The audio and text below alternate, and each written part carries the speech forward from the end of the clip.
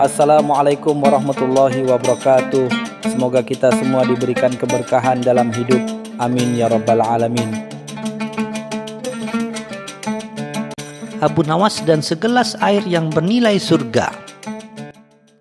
Di istana Baghdad, Khalifah Harun ar-Rasyid sedang mendengarkan diskusi para ulama. Seorang ulama terkenal, Syekh Mu'taz, berkata dengan yakin bahwa air adalah contoh terbaik dari dunia yang fana, tidak kekal. Air itu indah saat dilihat, mengalir, tetapi selalu hilang dan tidak pernah bisa ditahan lama. Abu Nawas yang biasanya diam, tiba-tiba berdehem keras. Khalifah Harun ar-Rasyid tahu Abu Nawas pasti punya ide usil. Ada apa Abu Nawas? Apa kau ingin membantah ulama besar ini? Tanya Khalifah. Abu Nawas sendiri wajahnya serius dan ia meminta izin untuk bertanya kepada Syekh Mu'taz. Abu Nawas menatap Syekh Mu'taz. Syekh, coba bayangkan Anda tersesat di padang pasir selama 3 hari dan hampir mati kehausan. Lalu ada seorang lewat membawa 1 gelas air dingin. Berapa harga gelas air itu bagi Anda? Syekh Mu'taz menjawab tanpa ragu. Aku akan menukarnya dengan semua hartaku di Baghdad. Nyawaku lebih berharga dari harta. Semua orang terkejut dengan jawaban jujur itu. Abu Nawas tersenyum menang. Abu Nawas beralih ke Khalifah. Tuanku Khalifah, jika air itu milik tuanku dan Syekh Mu'taz menawarkan seluruh hartanya, apakah tuanku akan menerima tawaran itu? Khalifah Harun ar-Rasyid tertawa terbahak-bahak. Tentu saja ku terima. Menukar segelas air dengan seluruh kekayaan ulama. Itu bisnis terbaik abad ini. Semua pejabat tertawa. Abu Nawas membungkuk, membuat semua orang penasaran dengan kesimpulan yang akan ia sampaikan. Abu Nawas kemudian menjelaskan dengan suara lantang. Syekh Mu'taz, Anda bilang air itu panah dan mewakili dunia yang tidak kekal. Tetapi Anda sendiri mengakui bahwa segelas air bisa menjadi lebih mahal daripada seluruh dunia. Harta di Baghdad saat nyawa Anda terancam. Sekarang Abu Nawas melanjutkan, setelah Anda minum air itu dan nyawa Anda selamat, berapa nilai gelas air yang sudah kosong itu? Tidak ada, bukan? Bahkan airnya sudah dibuang dalam sekejap. Abu Nawas mengangkat gelas kosong. Inilah poinnya. Air tidak panah. Air itu sangat berharga. Tetapi nilainya tergantung pada kebutuhan kita. Gelas kosong ini yang panah, karena ia tidak bisa lagi memberi manfaat. Ia lalu menoleh ke Syekh Mu'taz. Anda salah melihat, Syekh. Anda melihat air setelah diminum, setelah manfaat hilang. Seharusnya Anda melihat air saat kita sangat membutuhkannya. Pada saat itu, air menjadi hal paling berharga di dunia. Jadi, air bukanlah lambang dunia yang fana, melainkan lambang kebutuhan yang tak ternilai. Nilai dunia ini pun tidak ada apa-apanya dibandingkan dengan kebutuhan kita akan air di gurun pasir. Abu Nawas mengakhiri, itulah mengapa air di surga akan jauh lebih berharga. Karena kenikmatannya abadi, tidak akan pernah hilang, dan tidak akan pernah membuat kita putus asa lagi. Sementara air dunia ini, nilai tertingginya hanya terjadi saat sebelum kematian datang. Jangan meremehkan air. Ia bisa menuntut harga paling mahal di seluruh harta dunia. Khalifah dan seluruh majelis mengangguk kagum, terhibur dan tercerahkan oleh logika jenaka Abu Nawas.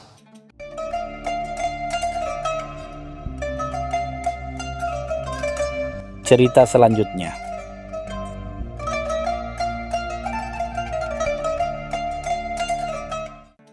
Pada suatu pagi yang cerah di pasar utama Baghdad, di bawah naungan kekhalifahan Harun ar-Rasyid yang agung, Abu Nawas terlihat sibuk, bukan dengan buku atau syair, melainkan dengan 2 peti kayu besar. Ia berdiri di depan salah satu kedai kopi terbaik, mengenakan jubah baru yang mencolok, jauh lebih mewah dari biasanya. Wajahnya tampak muram dan serius, sebuah ekspresi yang jarang sekali terlihat. Ia mengumumkan kepada kerumunan yang mulai berkumpul bahwa ia baru saja kembali dari perjalanan jauh di Persia dan membawa benda keramat warisan seorang wali yang baru meninggal. Tentu saja Abu Nawas tak lupa menambahkan bumbu-bumbu cerita yang fantastis tentang keajaiban benda tersebut. Benda keramat itu ternyata adalah 2 buah gelas tembikar biasa yang tampak usang dan retak. Abu Nawas menamainya gelas ikhlas dan gelas ria. Ia mengklaim bahwa gelas ikhlas akan menampung air dengan sempurna bagi orang yang berhati tulus. Namun gelas ria akan bocor deras jika diisi oleh orang yang berniat pamer atau memuji diri sendiri. Siapapun yang merasa sedekahnya tulus, silakan isi gelas ria ini dengan air dan tunjukkan kepada saya, seru Abu Nawas dengan suara lantang, sambil menyisipkan beberapa keping dirham emas di dasar gelas ria secara tersembunyi. Tentu saja ia sudah melubangi bagian bawah gelas ria dengan sangat rapi, meniru bocornya niat yang tak tulus. Seorang saudagar kaya yang terpandang, Tuan Basir, maju dengan dada membusung. Ia yakin keikhlasannya tak tertandingi karena ia baru saja mendirikan sebuah sumur umum dan membagikan ratusan karung gandum. Tuan Basir mengambil teko dan menuangi air ke gelas ria. Namun air itu segera mengalir deras ke lantai. Aduh, mengapa bocor? Padahal aku sudah bersedekah begitu banyak. Tuan Basir terlihat putus asa. Abu Nawas menggeleng-geleng kepala dengan sedih. Maaf saudagar Basir, mungkin niat baik Anda bercampur dengan keinginan agar orang-orang tahu akan sumur dan gandum itu. Tuan Basir pergi dengan wajah malu, meninggalkan kepingan emas yang Abu Nawas letakkan di dasar gelas itu. Tak terlihat karena pandangannya hanya tertuju pada air yang bocor. Melihat Tuan Basir yang dermawan pun gagal, seorang pejabat kecil kota, Tuan Padil, yang terkenal kikir, mulai maju. Ia berpikir, aku tidak pernah bersedekah, jadi aku tidak punya niat pamer apapun. Aku pasti yang paling ikhlas, karena aku tidak pernah berbuat baik. Ia berdehem dan dengan percaya diri mengisi gelas ria yang sama. Tentu saja airnya bocor lebih deras daripada sebelumnya. Tuan Padil bingung. Kenapa juga bocor? Aku tidak pernah mengumumkan sedekahku. Bahkan aku tidak pernah bersedekah. Abu Nawas tersenyum licik. Anda benar Tuan. Tapi di hati Anda sedang memuji kehematan dan kebijaksanaan Anda sendiri karena tidak menghamburkan uang. Itu pun termasuk pujian diri. Tuan Padil terdiam dan segera pergi sebelum Abu Nawas berhasil melihat ekspresi wajahnya yang menahan kesal, tanpa menyadari emas di dasar gelas. Kini, seorang pengemis tua yang sehari-hari hanya mengemis di depan masjid, Syekh Adil, maju dengan ragu. Ia berkata, Tuan, hamba tidak punya apa-apa untuk disedekahkan, selain sepotong roti kering dan beberapa buah kurma yang hamba berikan kepada seekor anjing lapar pagi tadi. Tanpa ada yang melihat, apakah ini dihitung? Syekh Idris mengambil teko dengan gemetar mengisi gelas ikhlas. Air itu tertampung sempurna. Kemudian Abu Nawas memintanya mencoba gelas ria. Syekh Idris pun menuangkan air ke gelas ria, dan air itu bocor. Syekh Idris hanya tersenyum maklum. Lalu ia melihat ke dalam gelas ria yang kosong dan menemukan kepingan emas di dasarnya. Syekh Idris mengambil kepingan emas itu, dan tanpa banyak pikir, ia menyerahkan kepada Abu Nawas. Tuan, terima kasih atas air minumnya. Emas ini pasti jatuh dari saku Tuan yang sedang sibuk. Ia lalu berlalu pergi tanpa menoleh, karena merasa emas itu bukan miliknya dan hanya sebuah kebetulan. Abu Nawas tersenyum lebar. Ia mengambil gelas ria yang bocor, membalikkannya dan menunjukkan kepada semua orang. Inilah rahasianya. Gelas ini memang bocor. Aku menyembunyikan emas di dalamnya. Tuan Basir dan Tuan Padil karena sibuk memikirkan keikhlasan mereka dan ingin memenangkan ujian, mereka tidak melihat emas di dasar gelas. Mereka terlalu fokus pada hasil dari ujian dan pujian. Syekh Idris yang ikhlas sejati tidak mencari pujian dan bahkan tidak memandang emas itu sebagai hadiah, melainkan menganggapnya milik orang lain dan mengembalikannya. Keikhlasan sejati tidak mengharapkan imbalan, bahkan imbalan yang sudah di depan mata. Kerumunan pun tertawa, sementara Tuan Basir dan Tuan Padil yang diam-diam menonton dari jauh bergegas pergi dengan rasa malu yang teramat sangat.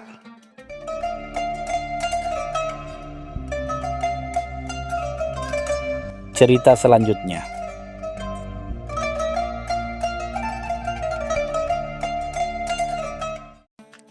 Di sebuah pagi yang ramai, Abu Nawas terlihat duduk sendirian di sudut pasar, mengenakan jubah lusuh yang tidak biasa ia pakai. Wajahnya tampak muram, matanya kosong, sangat berbeda dari biasanya yang selalu riang dan penuh canda. Para pedagang yang mengenalnya merasa heran. Mereka berbisik-bisik, ada apa dengan Abu Nawas? Apakah ia sedang sakit? Atau ia sedang dalam masalah? Kegelisahan ini menyebar dengan cepat hingga terdengar oleh Abu Jahil, seorang saudagar kaya yang gemar merendahkan orang lain. Abu Jahil dengan senyum mengejek menghampiri Abu Nawas. "Wahai Abu Nawas, mengapa engkau terlihat seperti ayam yang kehilangan induknya? Bukankah seharusnya engkau sedang membuat syair-syair lucu untuk menghibur para pejabat?" Tanyanya sambil terkekeh. Abu Nawas hanya menoleh dan menatapnya dengan tatapan hampa. "Aku sedang menunggu sebuah takdir, Abu Jahil," jawabnya pelan. Suaranya terdengar berat, takdir yang akan datang dan mengambilku dari dunia ini. Abu Jahil tertawa terbahak-bahak mendengar perkataan Abu Nawas. "Takdir? Jangan mengada-ada. Kau pasti sedang merencanakan lelucon baru yang bodoh." Namun Abu Nawas tidak tertawa. Ia justru mendekatkan wajahnya dengan berbisik. "Tadi malam, aku bermimpi didatangi oleh seorang sufi. Ia memberitahuku bahwa hidupku hanya tinggal 3 hari lagi. Dan sebagai tanda, nafsu makanku akan hilang dan tubuhku akan terasa dingin." Tentu saja Abu Jahil tidak mempercayai hal itu. Namun, ia melihat Abu Nawas dengan biasanya makan dengan lahap, kini hanya memandangi piring kosong di hadapannya. Keraguan mulai muncul. "Jika benar begitu, mengapa kau tidak terlihat takut?" tanya Abu Jahil, mencoba memancing. Abu Nawas menjawab dengan tenang, "Kematian adalah kepastian.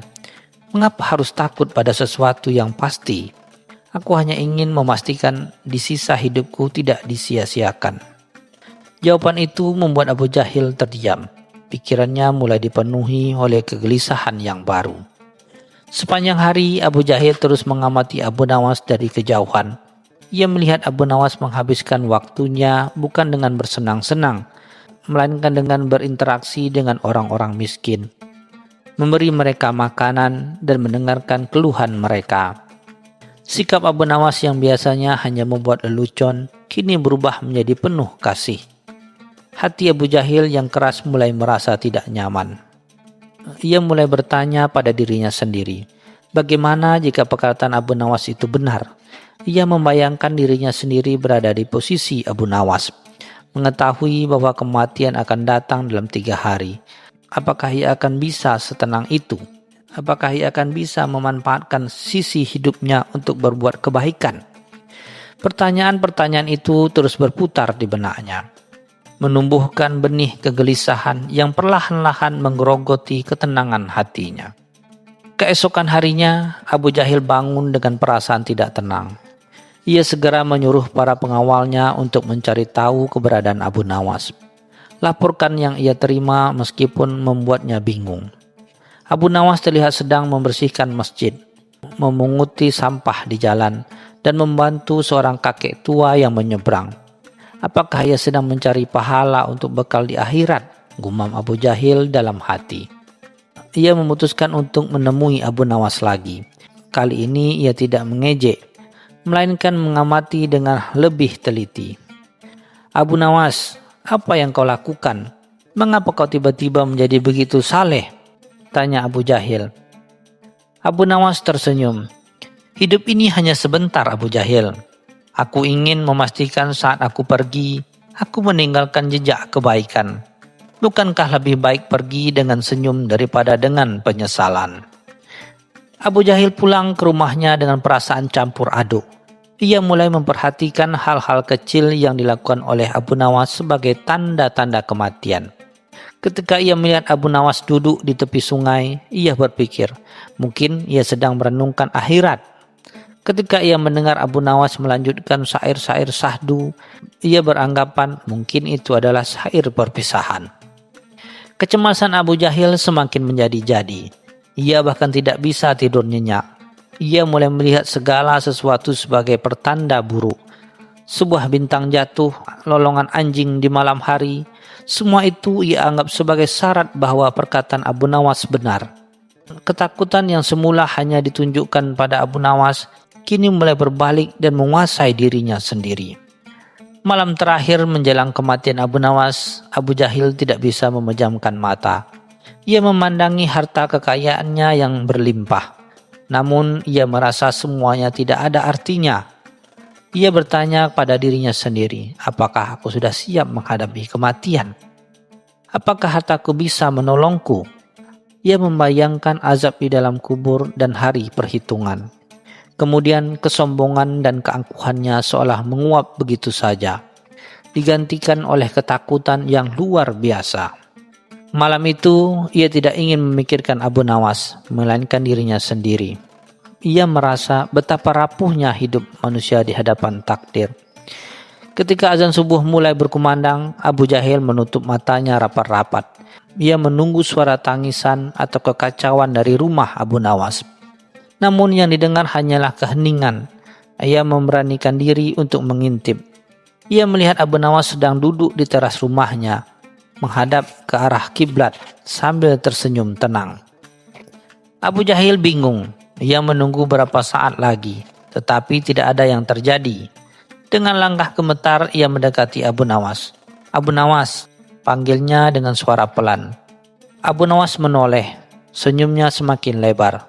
Selamat pagi Abu Jahil, tidurmu nyenyak? Abu Jahil memandangi Abu Nawas dengan mata terbelalak. Kau tidak mati? Tanyanya, suaranya dipenuhi ketakutan. Abu Nawas tertawa renyah. Tentu saja tidak. Tanda-tanda yang kuberikan adalah tanda-tanda kematian. Tetapi bukan berarti aku akan mati dalam 3 hari. Abu Jahil semakin bingung. Lalu apa maksud semua ini? Abu Nawas menatap Abu Jahil dengan tatapan penuh hikmah. Aku hanya berpura-pura Abu Jahil. Aku berpura-pura agar kau bisa merenungkan hidupku dan membuat kebaikan sebelum kematian itu benar-benar datang. Dan aku ingin melihatmu. Abu Jahil tertegun. Melihatku? Abu Nawas mengangguk. Aku tahu kau tidak pernah takut pada apapun, tetapi aku melihat kegelisahan di matamu. Kau menjadi takut pada kematianmu sendiri, bukan? Abu Jahil tertunduk malu. Ia menyadari bahwa selama ini ia terlalu sombong dan merasa abadi. Ketakutan yang ia rasakan selama 2 hari terakhir telah mengajarkannya sebuah pelajaran yang jauh lebih berharga daripada seluruh kekayaannya. Ia menyadari bahwa hidup ini singkat dan kematian adalah kepastian. Sejak saat itu, Abu Jahil tidak lagi meremehkan Abu Nawas. Ia mulai berbuat baik kepada sesama, membagikan hartanya kepada orang miskin, dan menjalani hidup dengan lebih bijaksana. Ia menyadari bahwa Abu Nawas tidak hanya membuat takut mati, tetapi juga menyadarkan untuk hidup dengan lebih berarti.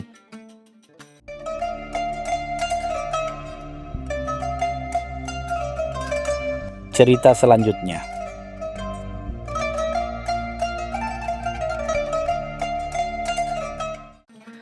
Udara Baghdad di suatu pagi yang cerah dipenuhi hiruk-pikuk pasar. Di tengah keramaian itu, masuklah seorang saudagar Persia yang gagah. Abu Jahil namanya, dengan rombongan unta bermuatan barang dagangan.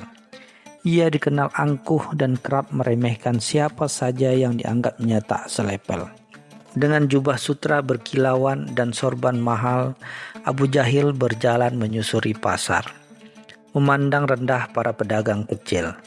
Ia sesekali meludah sembarangan, menunjukkan arogansi yang tak terbendung. Pasar ini paus sekali. Mana ada barang berkualitas di tempat seperti ini? Gerutnya keras-keras, memastikan semua orang mendengarnya. Tak jauh dari tempat Abu Jahil berdiri, Abu Nawas sedang duduk santai di sebuah kedai kopi. Menyeruput kopinya sambil sesekali melemparkan senyum jenaka kepada para pelanggan. Ia mengenakan pakaian sederhana, namun matanya memancarkan kecerdasan dan kenakalan yang tak terduga. Sebuah rencana licik mulai terbentuk di benaknya saat ia melihat tingkah pola Abu Jahil. Abu Nawas bangkit dari tempat duduknya dan perlahan mendekati rombongan Abu Jahil.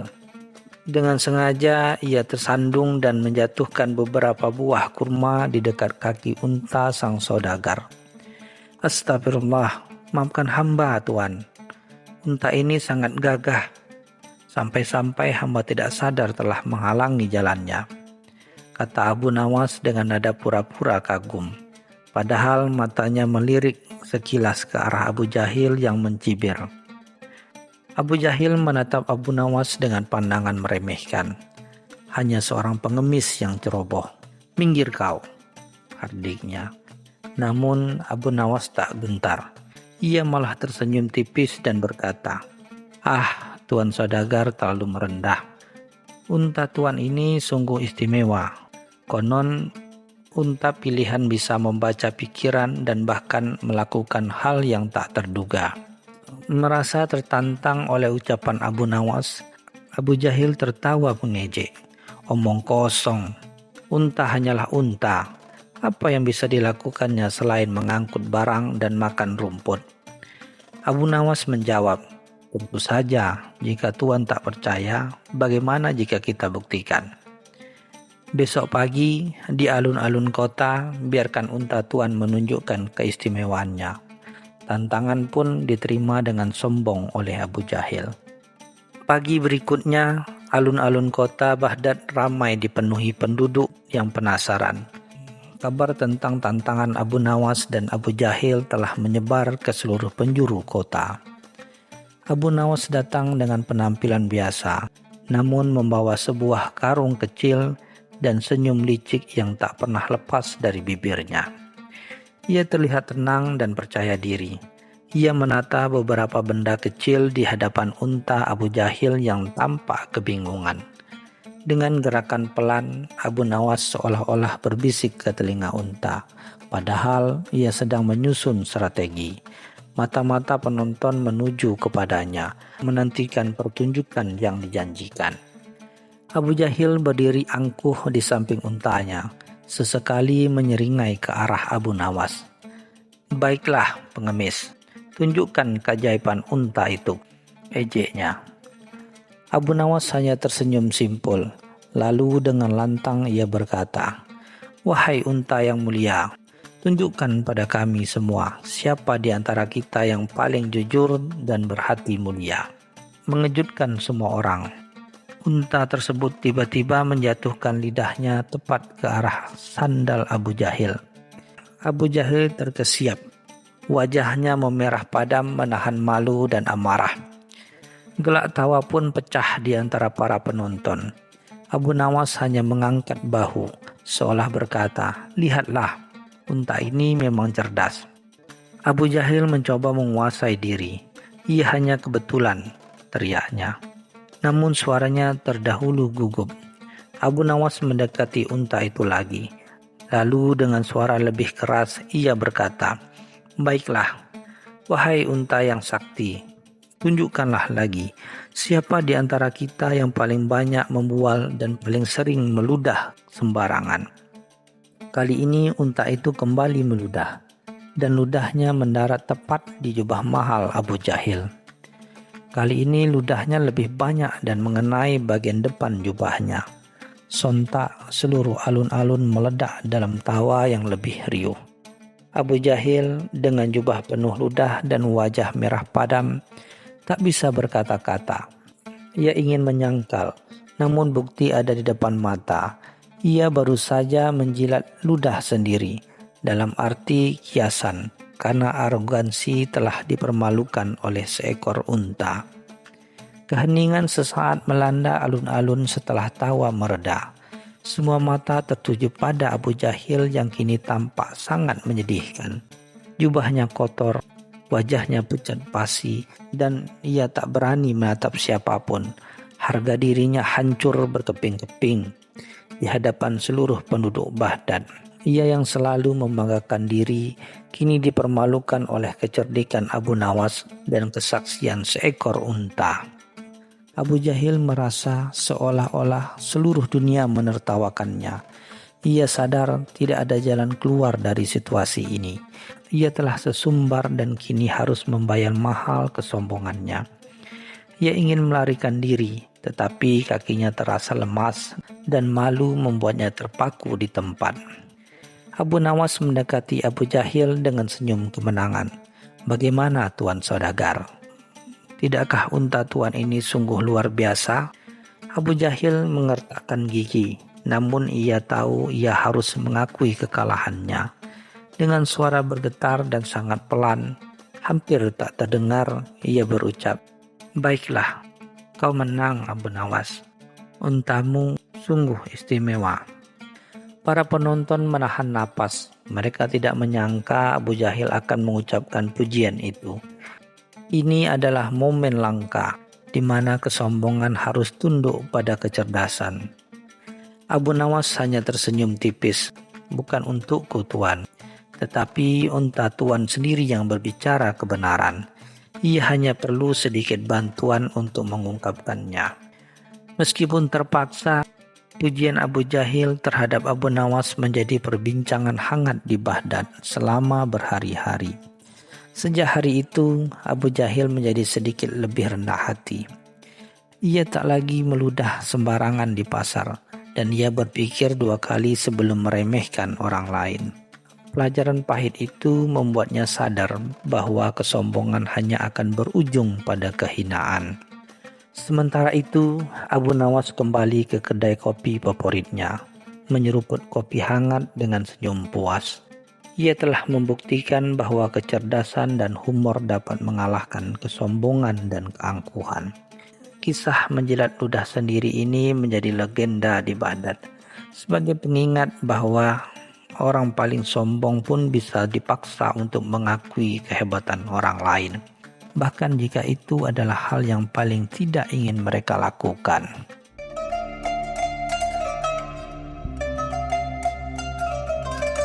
Cerita selanjutnya.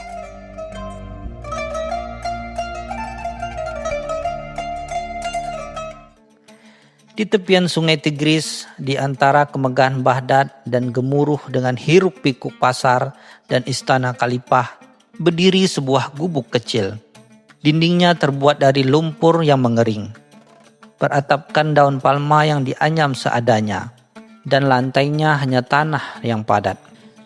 Inilah rumah Abu Nawas, kediaman seorang pujangga yang namanya sering disebut-sebut. Bukan karena kekayaannya, melainkan karena kecerdasan dan kelucuannya yang tak ada duanya.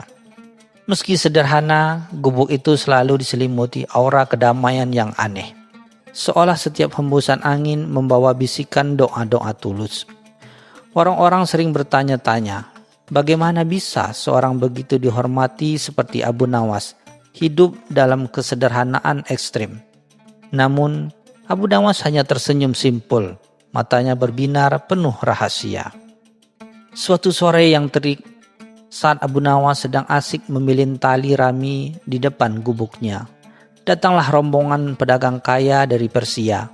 Pakaian mereka berkilauan dengan sulaman emas, permata berkilauan di jari mereka, dan aroma wewangian mahal tercium dari kejauhan.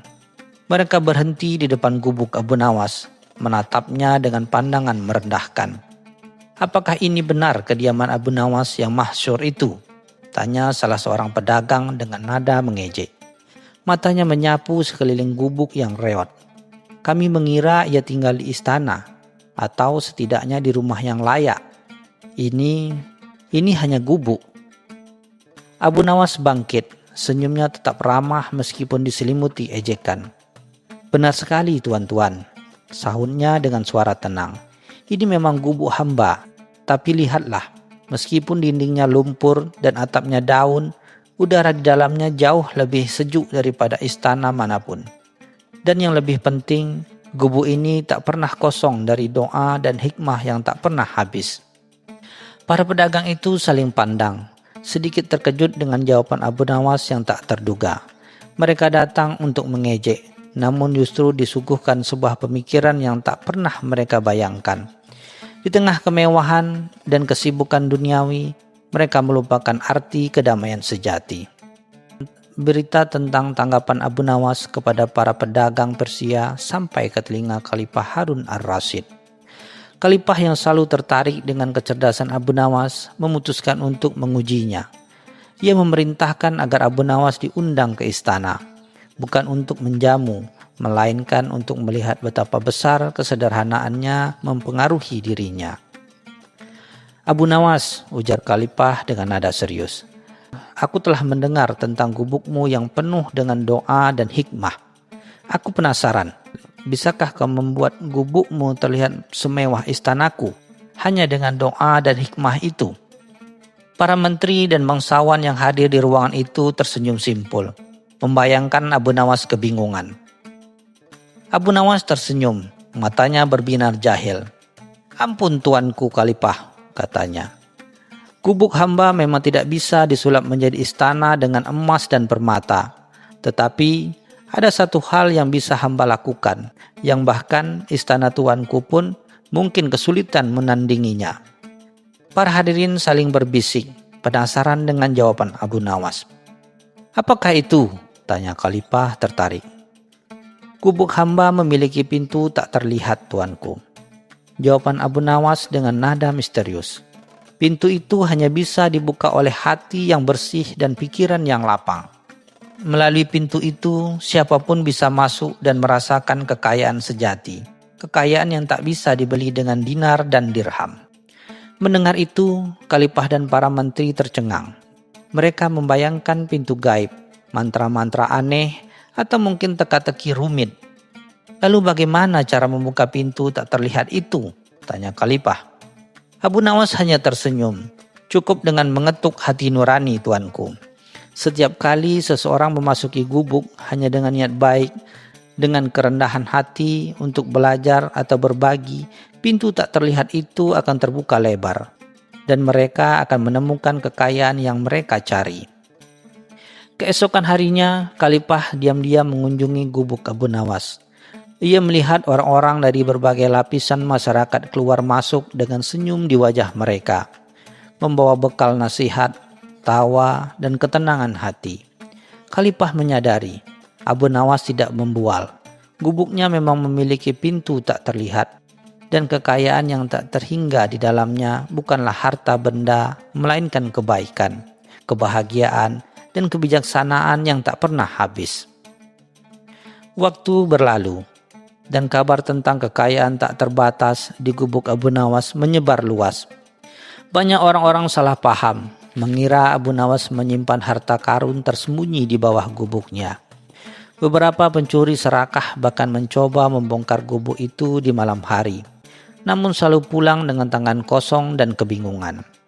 Suatu malam, dua pencuri putus asa berhasil masuk ke dalam gubuk Abu Nawas.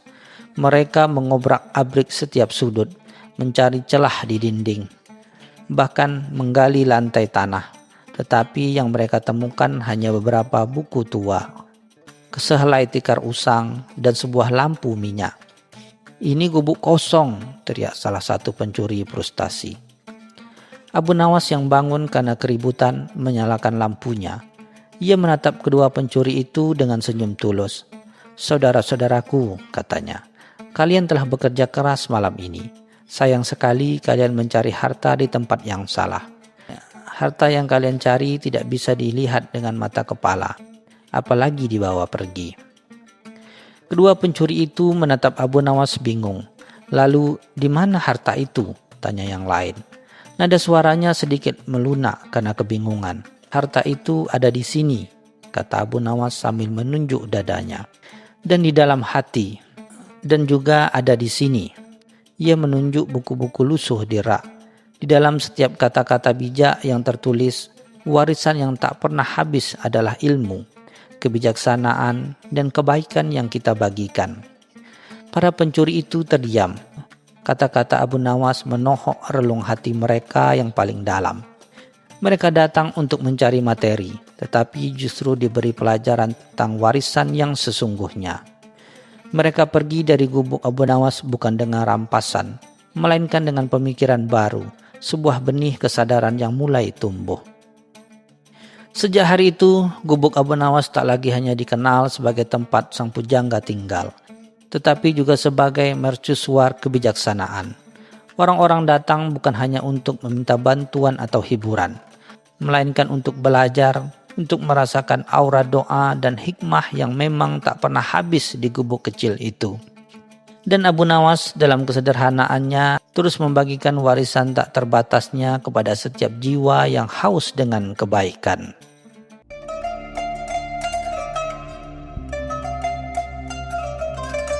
Cerita selanjutnya.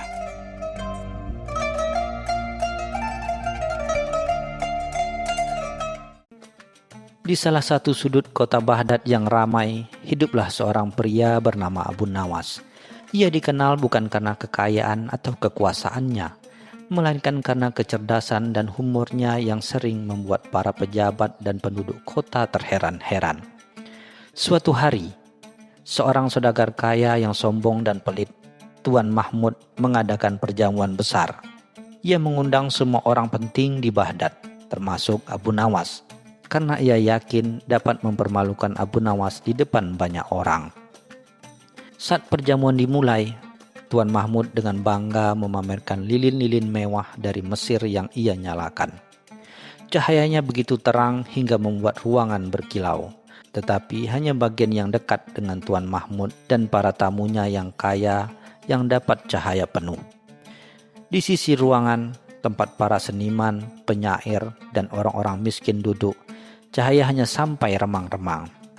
Abu Nawas yang berada di area remang-remang hanya tersenyum melihat keangkuhan Mahmud. Tuan Mahmud melihat Abu Nawas yang duduk di sisi ruangan yang gelap dan memanggilnya dengan nada meremehkan.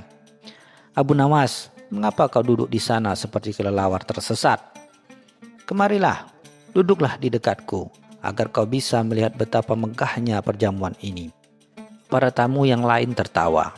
Abu Nawas dengan tenang berjalan mendekat, tetapi ia tidak duduk di kursi yang disiapkan Mahmud.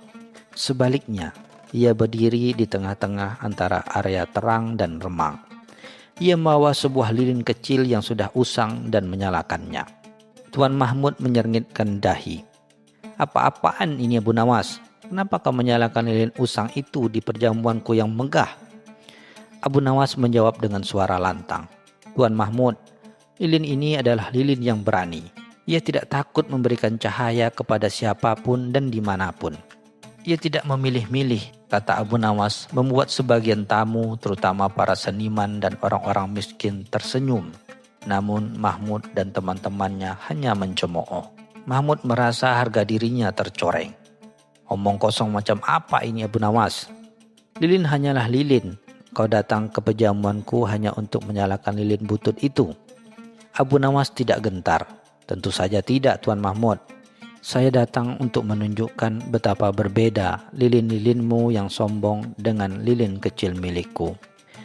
Lilin-lilinmu hanya berani menerangi mereka yang sudah terang, sementara lilin-lilin yang berani seperti milikku tidak peduli siapa yang ada di depannya. Ia akan tetap menyala untuk menerangi siapa saja yang membutuhkannya, bahkan di tempat yang paling gelap sekalipun." Mendengar perkataan Abu Nawas, Tuan Mahmud marah besar. Ia memerintahkan para penjaganya untuk mengusir Abu Nawas. "Bawa dia keluar, jangan biarkan dia merusak perjamuan ini lagi dengan omong kosongnya." Saat para penjaga datang, Abu Nawas dengan tenang meniup lilin kecilnya. Lalu ia berjalan keluar. Para penjaga yang melihatnya keluar dari ruangan dengan sendirinya tanpa perlawanan pun kebingungan. Namun apa yang terjadi selanjutnya membuat semua orang yang ada di perjamuan Mahmud terkejut. Ketika Abu Nawas keluar, tiba-tiba lilin-lilin mewah milik Mahmud mulai berkedip-kedip. "Ada apa ini?" teriak Mahmud panik. Lampu-lampu itu padam satu persatu. Tak lama kemudian seluruh ruangan perjamuan menjadi gelap gulita. Para tamu panik, berteriak-teriak dan saling bertabrakan. Mahmud berteriak marah, "Cepat, nyalakan kembali lilin-lilin itu." Namun lilin-lilin itu menolak untuk menyala, seolah-olah mereka juga menolak perjamuan yang sombong. Dari luar terdengar suara tawa khas Abu Nawas. "Tuan Mahmud, lilin-lilinmu tidak ingin lagi menjadi sombong. Mereka sudah lelah menjadi bong. Di luar, Abu Nawas kembali menyalakan lilin kecilnya. Cahaya dari lilin kecil itu yang tadinya dianggap remeh, kini menjadi satu-satunya sumber cahaya di area gelap tersebut. Orang-orang di jalan yang penasaran dengan kegaduhan di rumah Mahmud melihat Abu Nawas duduk santai di depan pintu, ditemani oleh lilinnya yang setia. Akhirnya para tamu Tuan Mahmud yang kesal karena perjamuan mereka gagal keluar dan pergi dengan marah. Tuan Mahmud yang masih marah mencoba menyalakan kembali lilin-lilinnya, tetapi tidak berhasil. Ia pun menyadari bahwa tidak peduli seberapa mahal lilin-lilin itu, mereka tidak akan menyala jika tidak ada yang menyalakan. Ia pun sadar bahwa selama ini ia hanya bisa pamer dengan kekayaannya, tetapi tidak dengan hatinya. Abu Nawas, mengapa lilin-lilin itu tidak mau menyala? Tuan Mahmud memanggil dari dalam rumahnya yang gelap. Abu Nawas menjawab, Tuan Mahmud, lilin-lilin itu lelah hanya menjadi hiasan. Mereka ingin menjadi lilin yang berani, lilin yang tidak memiliki lilin yang tidak memilih siapa yang mendapat cahayanya. Lilin yang tidak memilih siapa yang mendapat cahayanya. Lilin yang tidak memilih siapa yang mendapat cahayanya. Lilin yang tidak peduli apakah mereka kaya atau miskin, hormat atau tidak. Mereka hanya ingin memberikan cahaya kepada siapapun yang membutuhkannya. Mahmud terdiam. Ia menyadari kesalahannya. Ia telah memamerkan kekayaannya, tetapi ia tidak pernah berbagi dengan orang lain. Ia telah menyombongkan lilin-lilinnya, tetapi ia tidak pernah membiarkan lilin-lilin itu bersinar untuk semua orang. Malam itu, untuk pertama kalinya Mahmud mengundang orang-orang yang lewat untuk masuk ke dalam rumahnya yang gelap dan mencoba menyalakan lilin-lilin yang sudah padam. Dengan bantuan mereka, akhirnya lilin-lilin itu kembali menyala. Tetapi kali ini, lilin-lilin itu tidak hanya menerangi satu area. Lilin-lilin itu menerangi seluruh ruangan, bahkan hingga ke jalan. Abu Nawas tersenyum melihat keajaiban itu. Ia berjalan ke arah Mahmud. Dan Mahmud untuk pertama kalinya menundukkan kepalanya dengan rendah hati.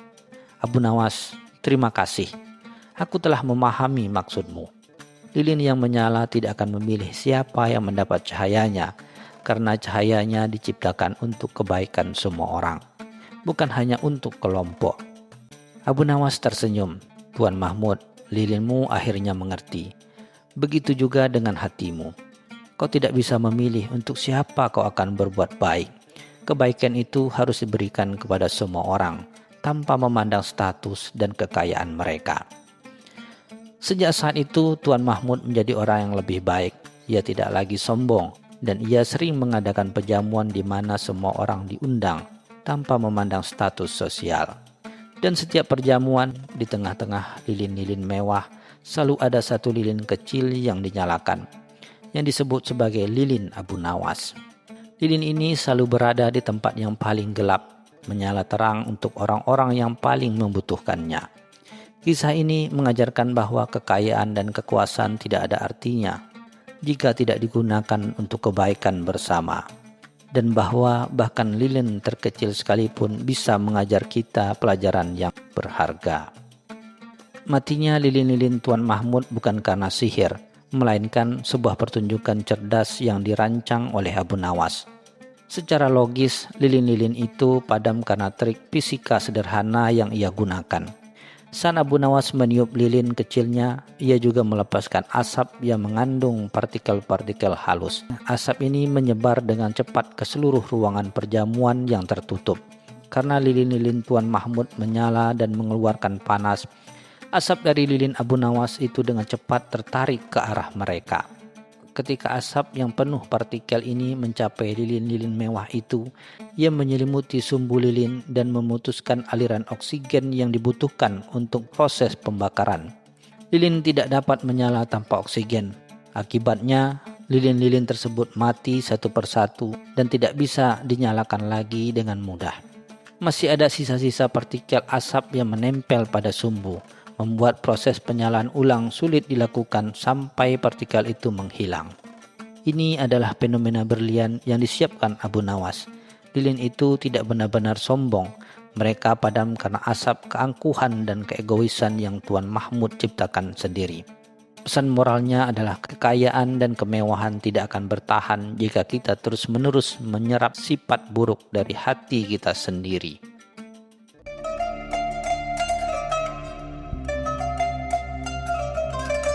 Cerita selanjutnya.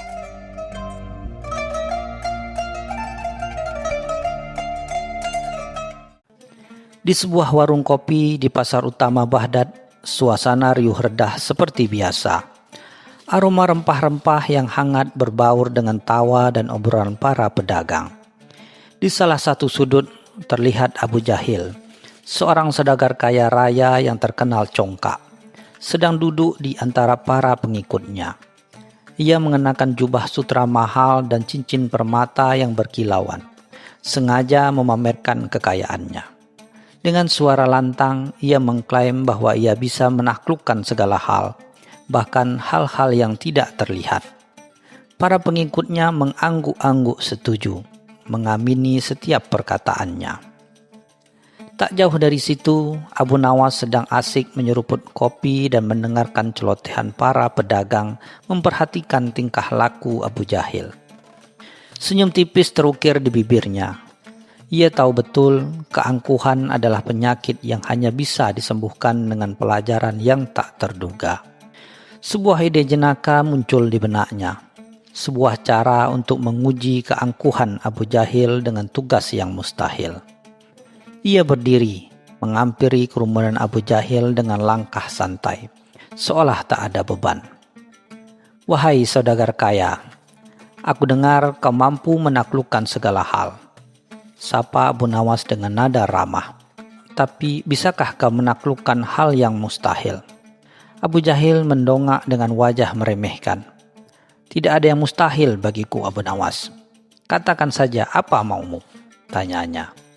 Abu Nawas tersenyum, matanya memancarkan kecerdasan yang licik.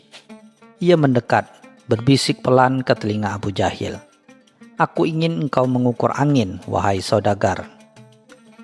Para pengikut Abu Jahil saling pandang, bingung. Mengukur angin itu adalah hal yang tak masuk akal.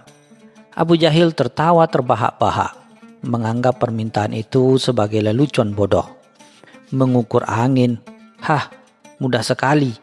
Aku akan membelikanmu jubah dan karpet paling mewah jika kau berhasil," balasnya dengan nada bangga. Abu Nawas membalas tawanya. "Tentu, tapi ada syaratnya. Engkau harus mengukur angin saat musim panas tiba, di tengah gurun pasir. Dan kau harus membawa bukti yang bisa dilihat oleh semua orang, bukan sekedar kata-kata," jawabnya santai. Abu Jahil terdiam, merasa tertantang. Ia tidak menyadari bahwa ia baru saja terperosok ke dalam perangkap yang dibuat oleh kecerdasan Abu Nawas. Malam itu Abu Jahil tidak bisa tidur. Permintaan Abu Nawas terus berputar di kepalanya. Ia meminta para ahli dan ilmuwan untuk datang ke istananya, mencari cara untuk mengukur angin. Mereka semua hanya bisa menggelengkan kepala, mengatakan bahwa angin tidak memiliki wujud, tidak bisa dipegang, apalagi diukur. Abu Jahil marah besar. Ia menganggap para ahli itu tidak becus dan membuang mereka semua. Keangkuhannya tidak bisa menerima kenyataan bahwa ada hal yang tidak bisa ia lakukan. Di sisi lain, Abu Nawas duduk tenang di halaman rumahnya, memandangi bintang. Ia tahu Abu Jahil sedang bingung. Ia tahu bahwa keangkuhan yang besar akan membuat seorang mengambil langkah-langkah bodoh. Abu Nawas hanya perlu bersabar dan menunggu. Ia yakin pada akhirnya Abu Jahil akan menyadari bahwa kekayaan dan kekuasaan tidak bisa membeli segalanya, terutama akal sehat dan kerendahan hati. Ketika musim panas tiba, seperti yang telah ditentukan oleh Abu Nawas, Abu Jahil bersiap untuk melakukan perjalanannya. Ia memperkerjakan sepasukan kuli untuk membawa peralatan yang aneh-aneh.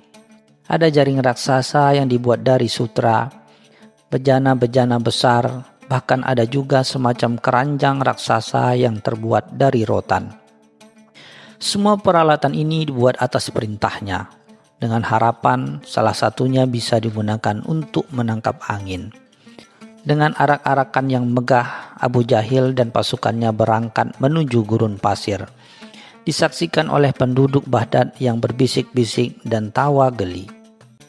Di tengah perjalanan, terik matahari membuat para kuli kelelahan.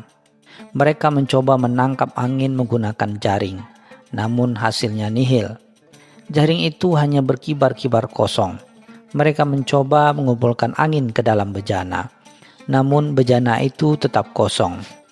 Angin hanya terasa sesaat dan kemudian hilang. Frustasi, Abu Jahil memarahi para kuli dan memerintahkan mereka untuk bekerja lebih keras lagi. Ia menolak untuk menyerah karena harga dirinya dipertaruhkan. Ia ingin membuktikan kepada Abu Nawas bahwa ia benar-benar bisa menaklukkan hal yang tak kasat mata. Di tengah gurun pasir yang luas, rombongan Abu Jahil bertemu dengan sekelompok suku Badui yang sedang berteduh di bawah tenda. Kepala suku Badui yang bijaksana, Syekh Hamdan, merasa kasihan melihat kebodohan-kebodohan Abu Jahil. Ia menghampiri Abu Jahil dan bertanya, "Wahai saudagar, apa gerangan yang kau cari di tengah gurun ini?" Dengan angkuh, Abu Jahil menjelaskan misinya untuk mengukur angin. Syekh Hamdan tersenyum, senyum penuh kebijaksanaan. Ia memanggil salah seorang anaknya dan berkata, "Nak, tolong ambilkan ukuran angin untuk saudagar ini." Anak Badui itu mengangguk. Ia kemudian mengambil selembar kain yang tipis dan meletakkannya di atas bejana. Ia meniup kain itu dengan pelan, lalu meniupkan dengan kencang, dan kain itu bergerak-gerak sesuai dengan hembusan napasnya. "Angin tidak bisa diukur, wahai saudagar," kata Syekh Hamdan. "Angin hanya bisa dirasakan. Ia adalah anugerah dari Allah yang bergerak sesuai kehendaknya.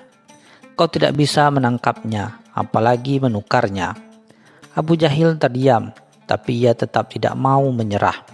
Ia menganggap Syekh Hamdan hanyalah seorang Badui bodoh yang tidak tahu apa-apa. Keesokan harinya, cuaca berubah drastis. Langit yang tadinya cerah berubah menjadi gelap. Badai pasir besar datang menjelang, membuat rombongan Abu Jahil panik. Badai itu begitu kuat, sehingga membuat barang bawaan mereka berhamburan. Jaring-jaring sutra yang mahal robek. Bejana-bejana pecah, karpet-karpet mewah terhempas jauh. Para kuli berteriak ketakutan. Mereka berlindung di balik batu-batu besar. Sementara Abu Jahil hanya bisa berdiri terpaku, menyaksikan kekayaan dan keangkuhannya dihempaskan oleh kekuatan alam yang tak terlihat. Ketika badai mereda, Abu Jahil melihat sekeliling. Ia menemukan dirinya sendirian. Semua barangnya hilang dan para kulinya entah kemana. Tubuhnya penuh dengan pasir. Ia merasa lemah dan putus asa. Saat itulah ia mulai merenung. Ia mengingat kata-kata Syekh Hamdan dan perkataan Abu Nawas. Ia akhirnya menyadari bahwa ada hal-hal di dunia ini yang tak bisa dikuasai, dibeli atau diukur dengan uang dan kekuasaan. Setelah 3 hari berjalan tanpa tujuan, Abu Jahil ditemukan oleh beberapa pedagang yang sedang melewati gurun. Ia kembali ke Baghdad dalam keadaan yang memprihatinkan. Tanpa jubah sutra, tanpa cincin permata, dan tanpa pasukan kuli. Ia berjalan tertunduk malu dan merasa sangat bodoh. Penduduk Baghdad yang melihatnya terkejut. Namun mereka tidak menertawakannya. Mereka justru merasa kasihan. Melihat saudagar sombong itu kini menjadi begitu rendah hati. Sesampainya di warung kopi, tempat di mana tantangan itu dimulai, Abu Jahil melihat Abu Nawas sedang duduk tenang sambil menyeruput kopi. Ia menghampiri Abu Nawas dengan kepala tertunduk. "Abu Nawas," panggilnya dengan suara pelan. "Aku datang untuk mengakui kekalahanku. Aku tidak bisa mengukur angin. Engkau benar. Kekuasaanku tidak bisa menguasai kekuatan alam." Abu Nawas tersenyum hangat, mengisyaratkan Abu Jahil untuk duduk. Abu Jahil menceritakan semua kejadian di gurun pasir, tentang betapa bodohnya ia mencoba menenangkan angin, dan bagaimana badai pasir menghancurkan semua keangkuhannya. Aku telah kehilangan segalanya, Abu Nawas, ucapnya pilu. Tapi aku mendapatkan sesuatu yang lebih berharga, sebuah pelajaran. Aku sadar ada hal-hal yang tidak bisa dibeli dengan kekayaan dan tidak bisa diukur dengan kekuasaan. Abu Nawas menepuk pundaknya dengan lembut. Itulah yang ingin aku ajarkan padamu, wahai saudaraku. Keangkuhan adalah penjara dan kerendahan hati adalah kuncinya. Para penduduk yang berada di warung kopi mendengarkan percakapan mereka dengan seksama. Mereka kagum dengan kebijaksanaan Abu Nawas dan perubahan hati Abu Jahil. Abu Jahil kemudian berdiri dan dengan suara lantang ia meminta maaf kepada semua orang atas segala kesombongan di masa lalu. Ia bersumpah untuk menjadi orang yang lebih baik dan menggunakan kekayaan untuk membantu orang lain. Sejak hari itu, Abu Jahil menjadi orang yang berbeda. Ia menjual sisa kekayaannya dan menggunakannya untuk membangun sumur-sumur bagi masyarakat miskin di pinggir kota. Ia juga membangun sekolah dan mendanai pendidikan anak-anak yatim. Ia tidak lagi pamer.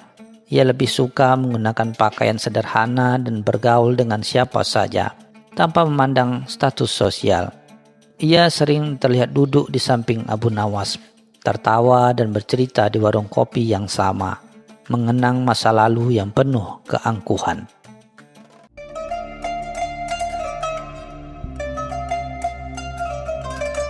Cerita selanjutnya.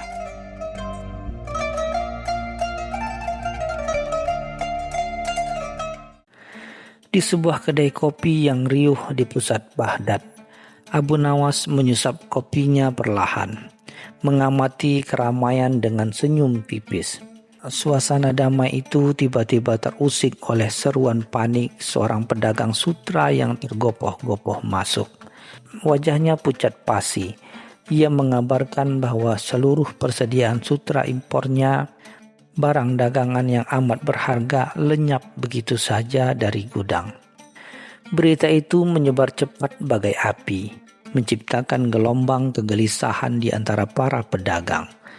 Kehilangan sebesar itu tak hanya merugikan satu orang, tetapi juga berpotensi mengguncang stabilitas pasar. Beberapa pedagang lain mulai berbisik-bisik tentang kemungkinan adanya sindikat pencurian baru yang sangat terorganisir, membuat cemas semua orang yang menggantungkan hidupnya pada roda perdagangan. Kabar pencurian sutra itu akhirnya sampai ke telinga Sultan Harun ar-Rasyid yang sedang duduk termenung di singgasananya. Kekayaannya dan kemakmuran Baghdad adalah kebanggaannya, dan insiden seperti ini adalah noda besar. Ia memanggil para penasehatnya, meminta solusi, namun semua saran yang diberikan terdengar biasa saja, tak mampu menenangkan kegundahannya. Sultan tahu bahwa reputasi pemerintahannya dipertaruhkan. Jika ia tidak bisa menjamin keamanan pedagang, maka kepercayaan rakyat akan luntur. Dengan berat hati ia mengumumkan sayembara besar. Siapapun yang berhasil menemukan pencuri sutra dan mengembalikan barang curian akan diberi hadiah berlimpah. Bahkan mungkin posisi istimewa di istana. Abu Nawas mendengar pengumuman Sultan dengan seksama, tak menunjukkan reaksi berlebihan seperti orang lain yang langsung bersemangat mengejar hadiah.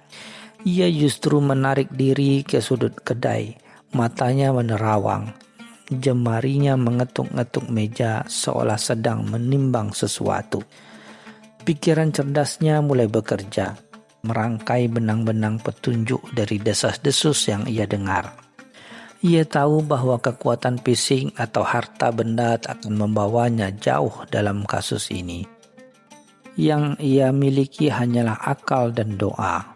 Dengan keyakinan itu, ia memutuskan untuk ikut serta dalam sayembara, namun dengan cara sendiri, bukan dengan mencari-cari jejak seperti detektif biasa, melainkan dengan memancing sang pencuri agar menunjukkan dirinya. Keesokan harinya, Baghdad dihebohkan oleh kabar baru. Abu Nawas yang terkenal dengan segala keanehannya mengajukan permohonan aneh kepada Sultan. Ia meminta agar dirinya dipenjara di sel isolasi yang paling ketat, tanpa interaksi dengan dunia luar, dan hanya diberi pena, kertas, serta beberapa buah zaitun sebagai bekal. Permintaan itu membuat para pengawal dan penasehat istana tercengang, menganggapnya gila atau sedang mencari perhatian. Namun, Sultan yang sudah akrab dengan tingkah laku Abu Nawas merasakan ada sesuatu di balik permintaan aneh ini. Ia tahu Abu Nawas tak pernah bertindak tanpa tujuan yang kuat. Meskipun ragu, Sultan akhirnya menyetujui. Berharap ini adalah salah satu dari trik jenius Abu Nawas yang seringkali berakhir dengan penyelesaian masalah yang tak terduga. Di dalam sel yang sunyi, Abu Nawas tidak melamun atau menyesal nasibnya. Dengan pena dan kertas di tangannya, ia mulai menuliskan ayat-ayat suci Al-Quran dan doa-doa penuh kekuatan, diselipi dengan beberapa kalimat yang tampak seperti teka-teki.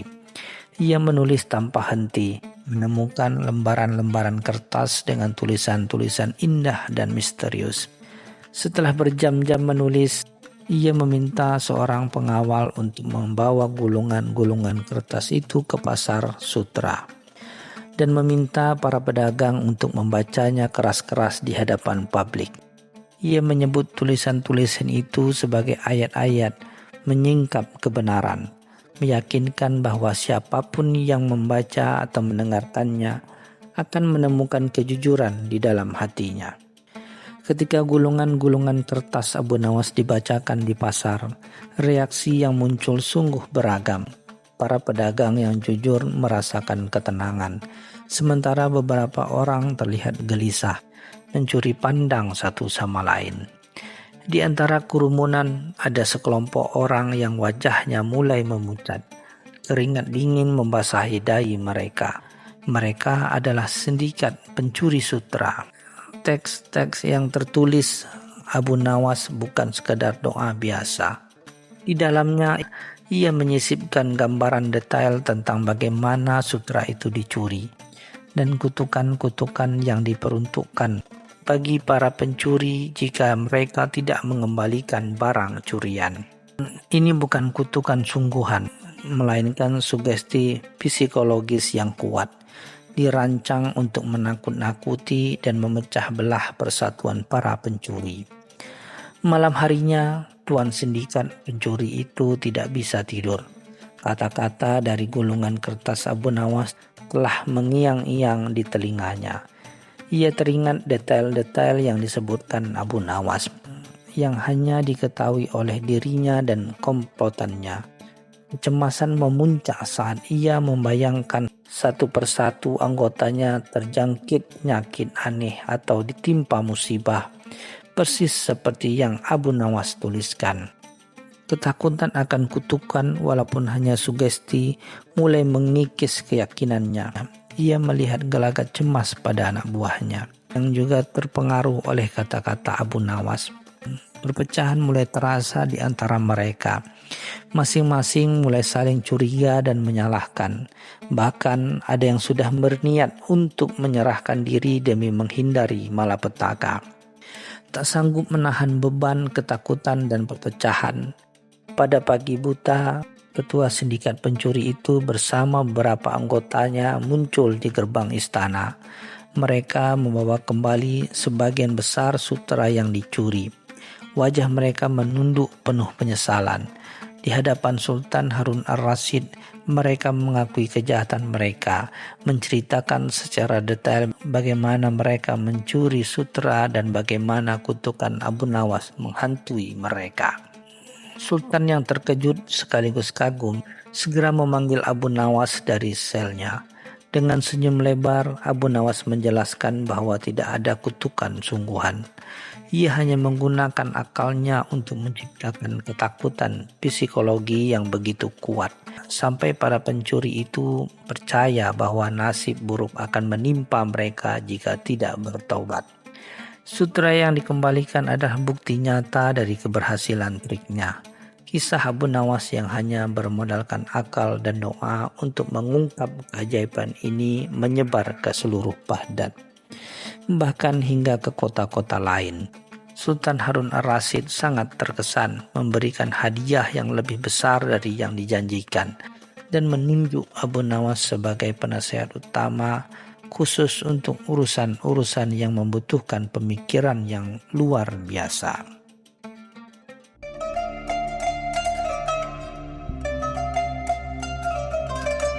Cerita selanjutnya.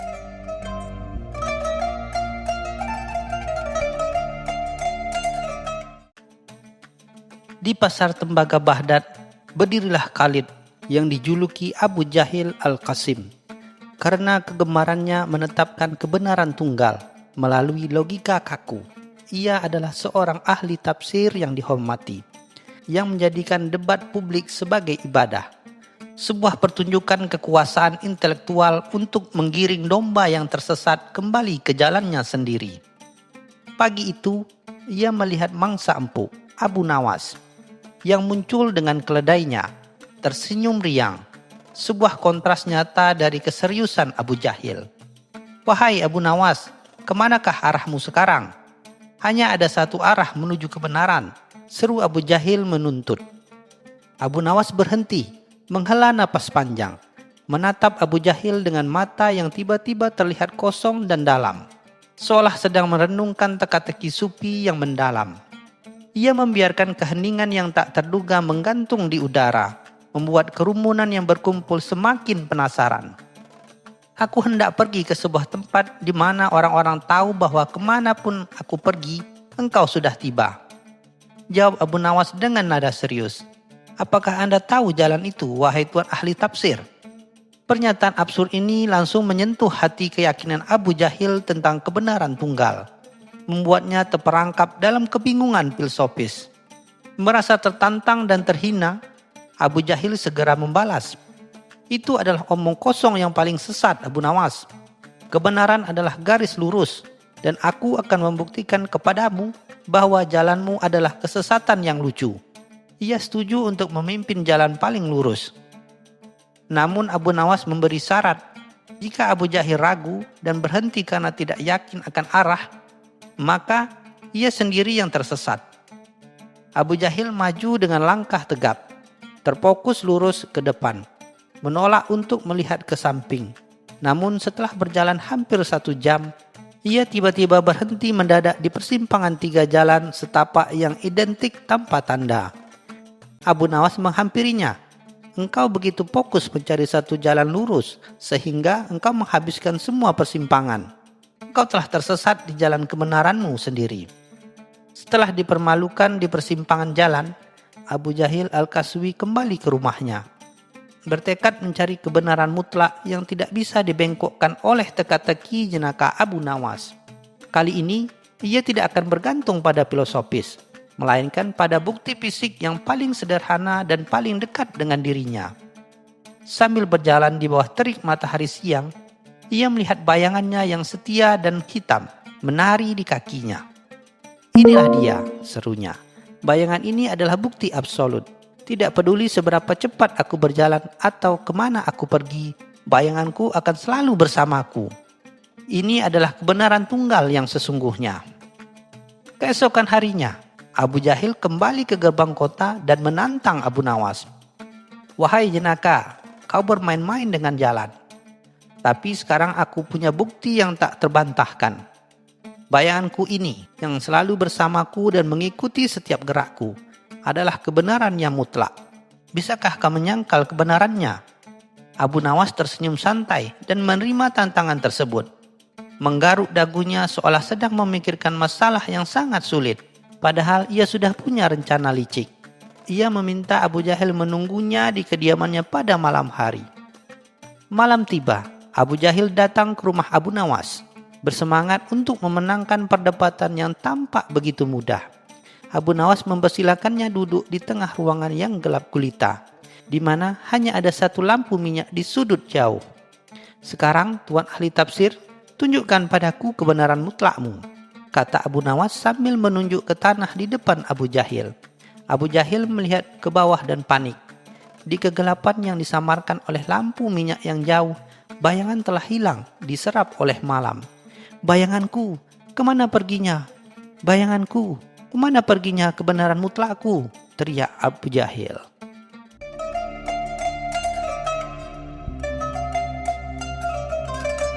Cerita selanjutnya.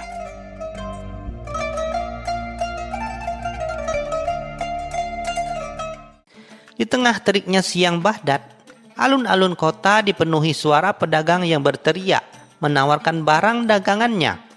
Di tengah kerumunan itu, tampak seorang laki-laki berwajah congkak bernama Basam, saudagar kaya yang lebih dikenal karena kesombongannya daripada kebaikannya.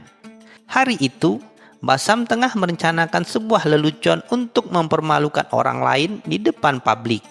Sebuah kebiasaan buruk yang membuatnya merasa lebih pintar dari siapapun. Kita lihat, katanya kepada para pengikutnya, siapa yang bisa membawa air dari sungai Tigris ke pasar tanpa menumpahkannya setetes pun dan tanpa menyentuh embernya. Ia tertawa keras, yakin tak seorang pun bisa melakukan tantangannya. Namun, dari balik salah satu pilar masjid tua di tepi alun-alun, Abu Nawas yang kebetulan lewat dan menyamar sebagai pengemis tua mendengar seluruh rencana licik itu. Ia tersenyum tipis. Tampaknya aku baru saja menemukan lawan main yang sempurna untuk pertunjukan kecilku, gumamnya dalam hati. Tak lama kemudian, Basam melihat pengemis tua itu berdiri tegak di tengah alun-alun. Ia tak tahu bahwa di balik jubah lusuh itu tersembunyi penyair cerdik yang terkenal di seluruh Baghdad. "Wahai orang tua," seru Basam lantang, "kau berani menerima tantanganku? Bawa air dari sungai Tigris ke sini tanpa menumpahkan setetes pun dan tanpa menyentuh wadahnya dengan tanganmu." Kerumunan mulai berbisik. "Itu mustahil," kata seseorang. "Si pengemis itu akan menjadi bahan tertawaan." Namun Abu Nawas hanya menunduk sebentar, lalu mengangguk pelan. "Baik," katanya tenang. "Aku akan menunjukkan kepadamu cara membawa air dengan cara yang paling bijak." Beberapa saat kemudian, Abu Nawas kembali ke alun-alun.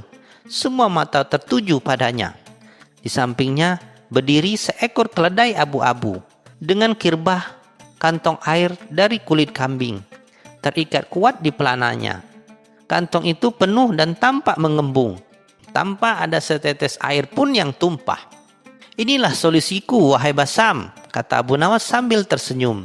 "Airnya kubawa dari sungai Tigris, tak setetes pun tumpah, dan aku tak menyentuh wadahnya. Keledai inilah yang membawanya." Basam langsung melotot dan berteriak, wajahnya merah padam.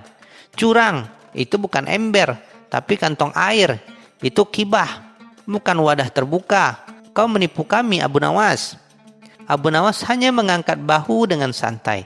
"Kau tidak menyebut bentuk ember dalam tantanganmu, wahai Basam," ujarnya pelan namun tajam. "Dan aku tidak menyentuh wadahnya. Yang menyentuh adalah keledai ini. Aku hanya memegang tali kekangnya. Bukankah ini yang kau sebut cara paling bijak?" Kerumunan pun tergelak. Beberapa menepuk bahu mereka sambil menahan tawa, sementara wajah Basam semakin merah seperti bara tungku. Namun, belum selesai sampai di situ. Saat Basam menunduk memeriksa tali yang mengikat kibah itu, Abu Nawas memberi isyarat kecil sebuah tepukan halus di pelana keledainya. Tali yang sudah sengaja ia longgarkan sebelumnya tiba-tiba terlepas. Seketika, air dari kibah itu dingin dan berlumpur dari sungai Tigris tumpah deras, mengguyur seluruh tubuh Basam dari kepala hingga kaki. Kerumunan pun meledak dalam tawa. Anak-anak berlari sambil menepuk tangan. Para pedagang menahan perut. Bahkan beberapa prajurit istana yang kebetulan lewat pun ikut tertawa. Abu Nawas menunduk sopan, lalu berkata lembut, "Wahai Basam, mungkin air ini dapat sedikit mendinginkan kepalamu yang selalu panas oleh kesombongan." Basam hanya berdiri kaku basah kuyup. Sementara tawanya kini berubah menjadi milik seluruh kota Baghdad. Dan hari itu, alun-alun Baghdad bukan hanya ramai oleh suara dagang, tetapi juga oleh tawa yang menjadi pelajaran. Jangan menantang orang bijak dengan kebodohanmu, sebab bisa jadi yang kau tumpahkan bukan air, melainkan kehormatanmu sendiri.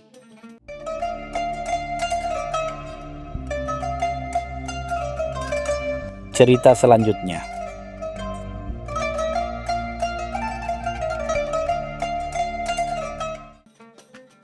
Pada suatu pagi yang terik di Baghdad, Abu Nawas merasakan kekosongan yang tak biasa. Bukan hanya perutnya, tetapi juga dompetnya. Ia melihat sekeliling, dan ia lihat hanyalah orang-orang yang sibuk dengan urusan duniawi. Para pedagang yang menipu timbangan, orang-orang kaya yang mengamirkan harta, dan bahkan para pejabat yang mengambil suap secara terang-terangan. Abu Nawas merasa geram. Ia berpikir bagaimana caranya agar orang-orang ini sadar akan perbuatan mereka. Ia berjalan gontai, otaknya berputar memikirkan ide-ide gila. Ia lalu teringat ucapan seorang sufi, dosa itu seperti barang dagangan, dan malu adalah harganya. Tiba-tiba sebuah ide berlian menyambar pikirannya seperti petir di siang bolong. Ia akan membuka pasar, tetapi bukan pasar biasa. Ini adalah pasar yang menjual hal-hal yang tak terlihat, yang hanya dapat dibeli oleh hati yang tulus. Abu Nawas segera mengambil sehelai kain putih besar dan kuas. Dengan tinta hitam, ia menuliskan kalimat-kalimat aneh dan membingungkan. Pasar Abu Nawas, tempat orang menjual dosa dan membeli malu. Hanya dibuka 1 hari saja. Ia lalu menggantungkan spanduk itu di gerbang utama pasar, membuat semua orang lewat keheranan. Kabar tentang pasar misterius ini menyebar dengan cepat di seluruh Baghdad. Banyak yang mengira Abu Nawas sudah gila, tetapi rasa penasaran mereka lebih besar. Bagaimana mungkin dosa bisa dijual? Siapa yang mau membeli malu? Pertanyaan-pertanyaan ini menjadi topik pembicaraan hangat di setiap sudut kota, dari warung kopi hingga istana khalifah. Malam harinya, Abu Nawas mempersiapkan pasarnya. Ia menumpuk beberapa kotak kosong di tengah pasar, meletakkannya di bawah sebuah tenda sederhana. Di atas kotak-kotak itu, ia meletakkan tulisan-tulisan kecil. Dosa sombong, dosa serakah, dosa pendusta, dan sebagainya. Di pagi hari, sebelum fajar menyingsing, seorang pria kaya bernama Syekh Mansur datang. Ia terkenal serakah dan sering menipu dalam berdagang. Dengan wajah sombong, ia menatap Abu Nawas. "Apa ini Abu Nawas? Kau menjual dosa. Dosa apa yang kau jual?" tanya Syekh Mansur sambil tertawa meremehkan. Abu Nawas hanya tersenyum simpul, menyambutnya dengan ramah. Syekh Mansur mendekati salah satu kotak bertulisan dosa sombong. "Berapa harga dosa ini?" tanyanya. Abu Nawas menjawab, "Tidak ternilai harganya, Syekh." Syekh Mansur mengira Abu Nawas bercanda. "Baiklah, aku akan membelinya. Ini 10 keping dinar," katanya sambil melemparkan uang ke atas meja. Abu Nawas menggeleng. "Maaf, Syekh, di pasar ini dosa tidak dibeli dengan uang. Dosa hanya bisa dibayar dengan malu," jawab Abu Nawas. Syekh Mansur bingung. "Malu? Apa maksudmu?" Abu Nawas menjelaskan, "Untuk membeli dosa ini, kau harus mengakui dosamu dengan keras di depan semua orang yang datang. Malu itulah harganya." Syekh Mansur yang sombong itu pun terdiam, tak mampu berkata apa-apa. Ia lalu pergi dengan wajah yang merah padam. Setelah Syekh Mansur pergi, seorang hakim kota datang. Ia terkenal sering menerima suap. Dengan wajah serius, ia melihat tumpukan kotak dosa dan berhenti di kotak dosa menerima suap. Ia menatap Abu Nawas dengan tatapan tajam. "Apakah kau berani menuduhku, Abu Nawas?" tanya hakim. Abu Nawas hanya tersenyum. "Tidak, Tuan Hakim. Hamba tidak menuduh siapapun. Hamba hanya membuka pasar. Jika Tuan Hakim ingin membeli dosa ini, silakan. Harga yang harus dibayar adalah pengakuan." Hakim itu pun terdiam. Ia tahu bahwa jika ia mengaku dosanya di depan umum, karirnya akan hancur. Dengan tergesa-gesa ia pergi, diikuti oleh beberapa pelayan khalifah yang juga terlihat curiga. Kabar tentang kegilaan Abu Nawas sampai ke telinga Khalifah Harun ar-Rasyid. Khalifah yang selalu tertarik dengan ulah Abu Nawas memutuskan untuk melihatnya sendiri. Ia menyamar sebagai rakyat biasa dan mendatangi pasar itu. Khalifah melihat orang-orang datang dan pergi dengan wajah bingung, malu, dan marah. Ia melihat Abu Nawas duduk di antara kotak-kotak kosongnya. Dengan senyum di wajahnya, Khalifah mendekat. "Abu Nawas, apakah kau benar-benar menjual dosa?" tanya Khalifah. Abu Nawas menatap mata Khalifah yang ia kenal dengan baik. "Hamba tidak menjual dosa, Baginda," jawab Abu Nawas dengan tenang. "Hamba hanya memberikan kesempatan kepada setiap orang untuk menjual dosanya dan membeli harga yang tak ternilai." Khalifah tersenyum, penasaran dengan maksud Abu Nawas. Seorang fakir miskin datang ke pasar Abu Nawas. Ia berdiri di depan kotak bertulisan "Dosa Mengeluh". Dengan suara lirih ia berkata, "Aku sudah menjual dosaku, Abu Nawas." Abu Nawas bingung. "Bagaimana bisa?" tanyanya. "Aku telah berhenti mengeluh dan aku berjanji akan bersyukur atas apapun yang diberikan Allah. Malu yang kurasakan karena mengeluh kini telah berubah menjadi rasa syukur," jawab fakir miskin itu. Abu Nawas terharu. Ia memberikan fakir miskin itu sekantong kecil makanan. Ini adalah satu-satunya transaksi yang terjadi di pasar Abu Nawas. Dan itu bukanlah dengan uang, melainkan dengan ketulusan. Sore harinya, pasar Abu Nawas ditutup. Ia pergi ke istana dan menghadap Khalifah. Khalifah Harun ar-Rasyid yang sudah kembali ke tahtanya menatap Abu Nawas dengan tatapan tajam. "Abu Nawas," katanya, "kau telah membuat kekacauan di kotaku. Kau membuat Syekh Mansur malu, membuat hakim takut, dan kau menjual dosa tanpa izin." Khalifah memberikan prajurit untuk menangkap Abu Nawas. Abu Nawas hanya tersenyum.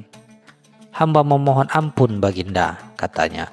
"Hamba memang membuat kekacauan, tetapi itu untuk kebaikan. Hamba telah membuka pasar kejujuran. Hamba tidak menjual dosa, tapi membantu orang untuk menjual dosa-dosa mereka kepada diri mereka sendiri. Hamba tidak menagih uang, tapi hamba menagih malu yang menjadi pelajaran berharga bagi mereka." Khalifah terdiam, mendengarkan dengan seksama. Khalifah Harun ar-Rasyid menatap Abu Nawas. Ia melihat kejujuran di mata Abu Nawas. Ia teringat bagaimana Syekh Mansur dan hakim itu datang ke pasar Abu Nawas dengan wajah yang sombong, lalu pergi dengan wajah malu. Ia menyadari bahwa Abu Nawas tidak sedang menipu atau membuat keributan. Abu Nawas sedang memberikan pelajaran berharga kepada seluruh kota Baghdad. "Abu Nawas," kata Khalifah, "kau tidak dihukum. Kau telah mengajarkan pelajaran yang sangat berharga." Khalifah kemudian memberikan Abu Nawas hadiah sebagai penghargaan atas kecerdasan dan keberaniannya. Sejak hari itu, pasar Abu Nawas tidak pernah dibuka lagi. Namun ceritanya hidup selamanya sebagai pengingat bahwa malu adalah harga tertinggi untuk sebuah dosa, dan hanya hati yang tulus yang bisa benar-benar menjualnya.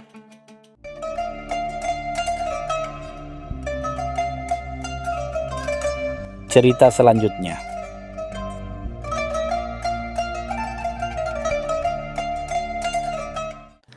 Pada suatu pagi yang terik di Baghdad, suasana istana Khalifah Harun ar-Rasyid mendadak tegang.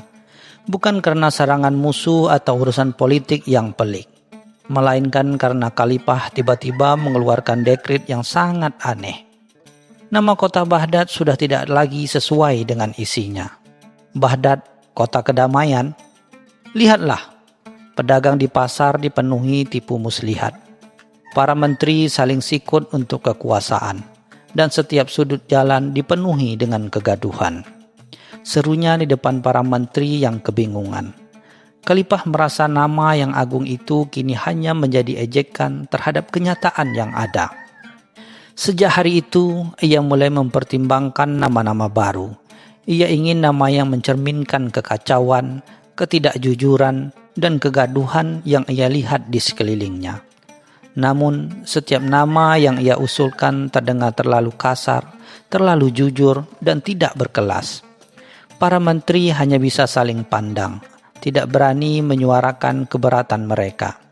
Mereka tahu, ketika Khalifah sedang dalam kondisi seperti ini, hanya ada satu orang yang bisa membantunya, Abu Nawas, penyair cerdas terkenal dengan akal bulus dan humornya.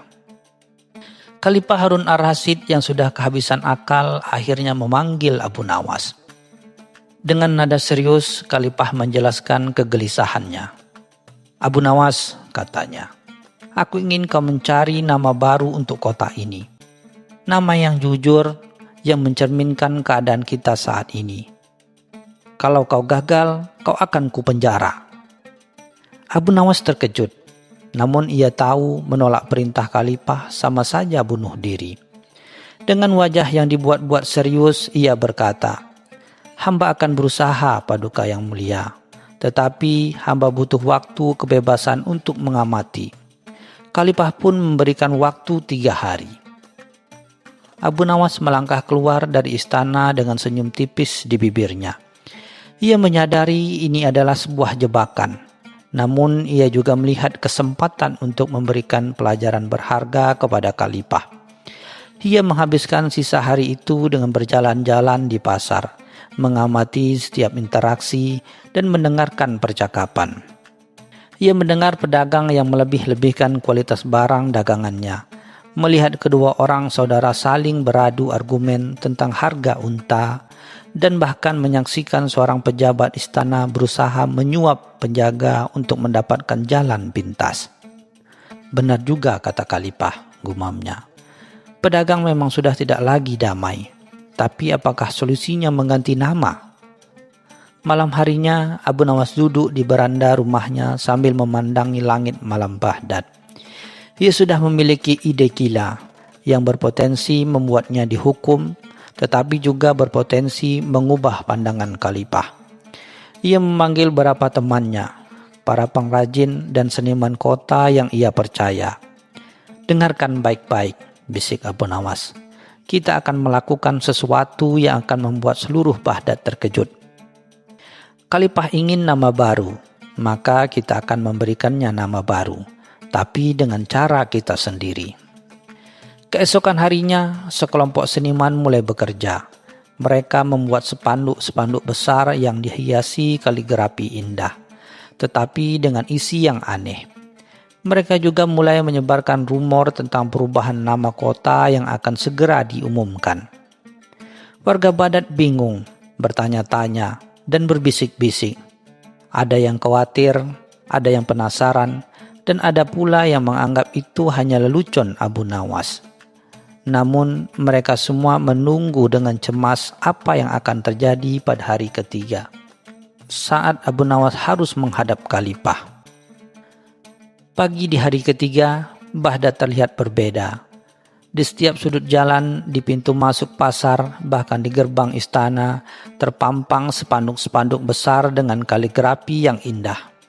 Namun tulisan di dalamnya membuat orang-orang menyeringitkan dahi. Spanduk di pasar bertuliskan, "Selamat datang di kota para penipu." Sementara yang di depan istana bertuliskan, "Selamat datang di kota para penjilat." Di setiap spanduk, nama Baghdad dicoret dengan garis merah tebal. Warga Baghdad gempar. Mereka saling bertanya-tanya, siapa yang berani melakukan ini? Para penjaga berusaha mencopot spanduk-spanduk tersebut, tetapi jumlahnya terlalu banyak. Di tengah kekacauan itu, Khalifah memanggil Abu Nawas untuk menanyakan laporannya. Khalifah yang sudah mendengar kabar tentang spanduk-spanduk aneh itu, menatap Abu Nawas dengan mata menyipit. "Apa ini perbuatanmu, Abu Nawas?" tanyanya dengan marah. Abu Nawas dengan tenang membungkuk hormat. "Paduka yang mulia, hamba telah menyelesaikan tugas hamba. Hamba telah menemukan nama-nama baru yang paling cocok untuk kota ini, sesuai dengan perintah Paduka." Khalifah semakin kesal. "Apa maksudmu dengan nama-nama itu? Apa kau ingin menjadikan kota ini bahan tertawaan?" Abu Nawas menggelengkan kepala.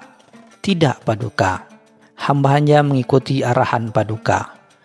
Paduka menginginkan nama-nama yang jujur, yang mencerminkan isi kota.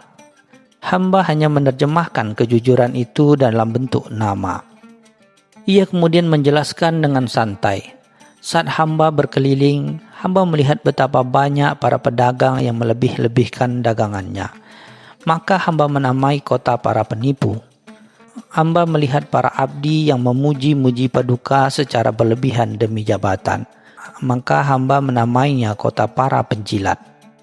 Di tempat-tempat lain hamba menamainya kota para pemalas, kota para pemabuk, dan seterusnya, sesuai dengan apa yang hamba lihat di sana. Khalifah terdiam, wajahnya memerah, antara malu dan marah. Khalifah Harun ar-Rasyid menatap Abu Nawas. Ia sadar Abu Nawas tidak melanggar perintahnya. Ia benar-benar mencari nama yang jujur, tetapi dengan cara yang paling mengerikan. Jadi kau menyuruhku untuk mengganti nama kota ini dengan kota para penipu atau kota para penjilat? Tanya Khalifah dengan nada dingin. Paduka yang mulia punya pilihan, jawab Abu Nawas dengan santai. Paduka bisa milih satu dari nama-nama yang hamba berikan, atau Paduka bisa menamainya kota para pilihan-pilihan bodoh. Karena Paduka ingin mengganti nama kota hanya karena isinya tidak sesuai dengan namanya. Mendengar itu, para menteri yang tadinya tegang kini menahan tawa. Khalifah merasa terjebak. Ia tahu jika ia memilih salah satu nama yang disarankan Abu Nawas, ia akan menjadi bahan olok-olokan di seluruh dunia Arab. Namun ia juga tak bisa menarik kembali kata-katanya begitu saja. Dengan napas yang berat, ia menatap Abu Nawas, yang kini memasang wajah polos seolah tidak terjadi apa-apa. Setelah keheningan yang panjang, Khalifah Harun ar-Rasyid akhirnya tertawa terbahak-bahak. Tawa itu menggema di seluruh istana, membuat para menteri terkejut. Khalifah menunjuk ke Abu Nawas dengan jari telunjuknya. Kau memang gila, Abu Nawas, katanya sambil tertawa. Tapi kau benar, mengganti nama kota ini tidak akan mengubah isinya. Khalifah menyadari bahwa masalahnya bukan pada nama kota, melainkan pada moralitas warganya dan para pejabatnya. Khalifah kemudian mengeluarkan dekret baru yang mengejutkan semua orang.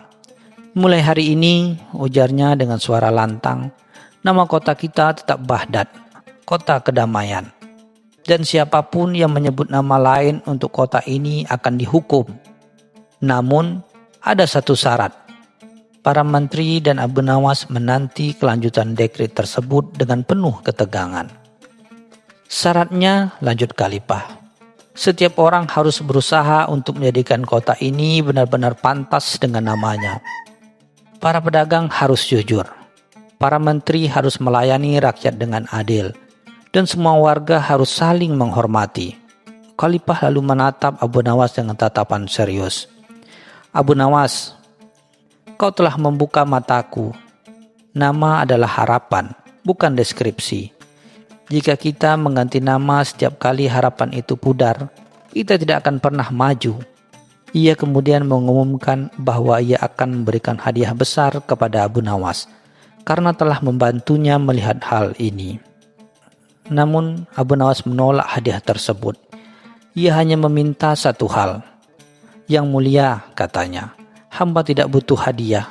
Hamba hanya ingin satu hal. Izinkan hamba menjadi pengawas yang memastikan bahwa setiap orang memenuhi janji mereka untuk menjadikan Baghdad kota yang damai. Khalifah terkejut, namun akhirnya setuju dengan permintaan Abu Nawas. Ia tahu, dengan Abu Nawas yang cerdas dan jenaka, tidak akan ada satupun pejabat yang berani main-main. Sejak hari itu, Abu Nawas tidak lagi menjadi pelawak istana, tetapi menjadi pengawas kedamaian yang berkeliling kota.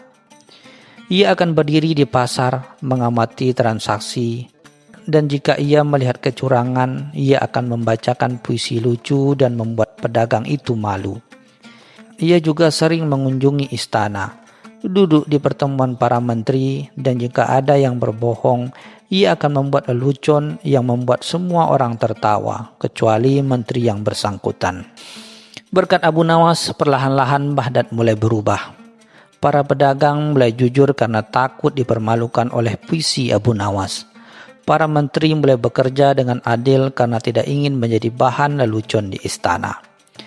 Akhirnya nama Baghdad, kota kedamaian, tidak lagi menjadi ejekan, melainkan menjadi cermin dari hati dan tindakan para warganya.